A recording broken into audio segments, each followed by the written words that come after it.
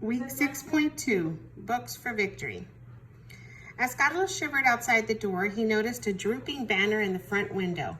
Happy New Year, 1943, it said. They can take that down now, he thought. He pressed the doorbell again.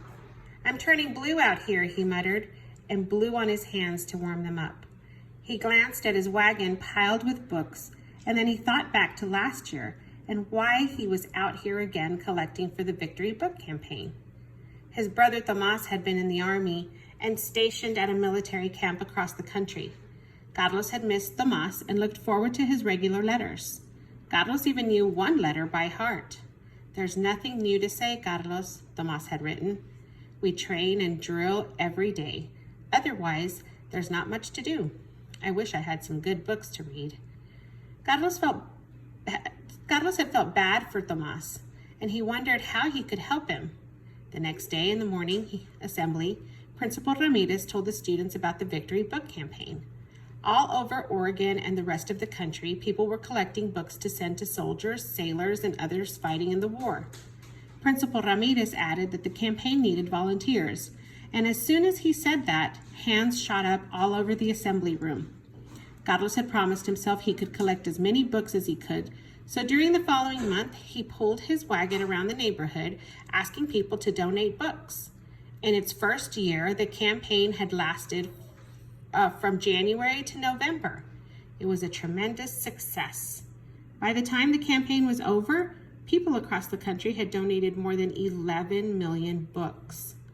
As Mrs. Wright opened the door, Carlos was pulled out of the past and brought back to the present. It was a cold spring day. I know why you're here, Mrs. Wright smiled. I searched all over the house and have a really large stack of books. What kind of books are you looking for this year? We'd like fiction, Carlos answered. Adventure stories, westerns, and mysteries would be good. We also want nonfiction. But I hear that those books should be published after 1935 because we want them to be up to date. Mrs. Wright pointed to a tall stack of books by the door. I think these will all be suitable. When will you be by again? I'll be back in a few weeks, Carlos replied. He gathered up the books. We'll be collecting for a couple more months. Okay, that's great, Mrs. Wright nodded. My daughter Grace will be home from college. I'll ask her what she'd like to donate. As he walked to his wagon, Carlos called out, That's terrific, Mrs. Wright. One of our slogans is, give more books, give good books. That's so much. Thanks so much for these. Carlos waved goodbye and set off for his next stop, the library. There, volunteers would sort through what Carlos and others had collected, and then large collection centers would pack the books and ship them to people in military camps and overseas. He was still chilled, but Carlos felt proud. He was too young to join the army like Tomas. He couldn't work in a defense factory like his parents. But by collecting books, he and his friends were helping his brother Tomas and others fighting for their country.